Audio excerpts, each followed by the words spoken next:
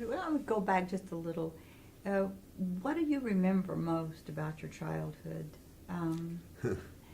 Your Well, that's something of your interesting. father? My father was a carpenter.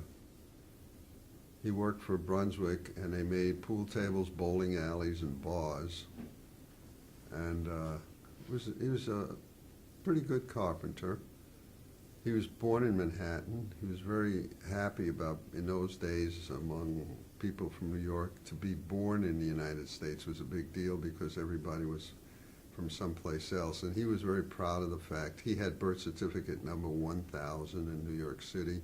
They didn't start to keep records of births in the municipal government until 1892. So he had a birth certificate numbered 1000, and he was very proud of that. My mother was his cousin. My grandfathers were brothers. So my mother and father were cousins. And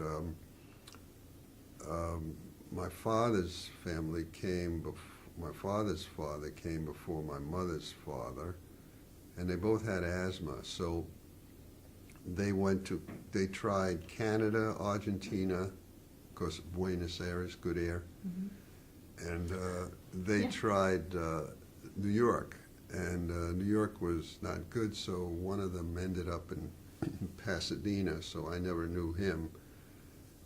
And the other guy went back to Europe and died before World War II. So, Did you have a radio? Yeah, I had a radio. I was a big radio fan when I was a kid. I used to spend all my time listening to the radio. I still love the radio.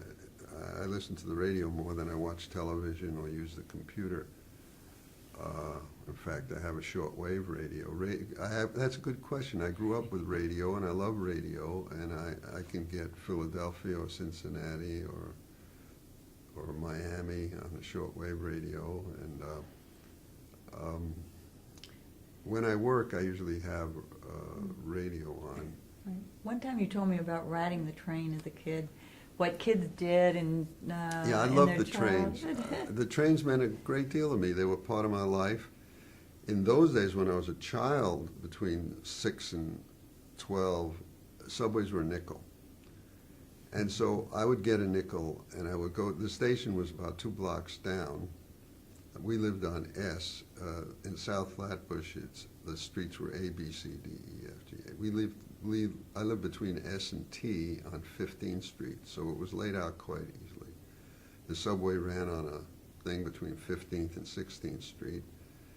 So I'd go down to Avenue U station and get on for a nickel. And I was very good. I learned to read maps and change lines. I could go to Manhattan, Queens, the Bronx. I'd sometimes spend 3, 4, 5 hours riding the trains, and in those days they let you ride up front.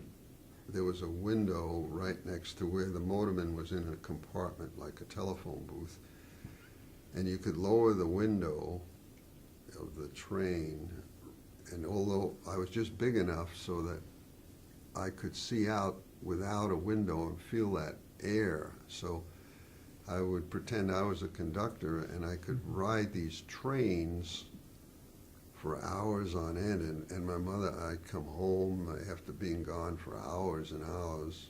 I had a friend, Johnny Breglio, went with me, and it was enough for 2 of us to ride these trains, and we'd come home covered with soot and dirt because the subways are dirty. And if you spend hours having 30-mile-an-hour wind blown at you through a subway, you look like an owl, you know.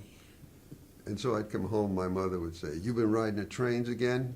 And I'd say, "No, Mama, I was not on the train." And I'd be just covered, my clothes would be covered.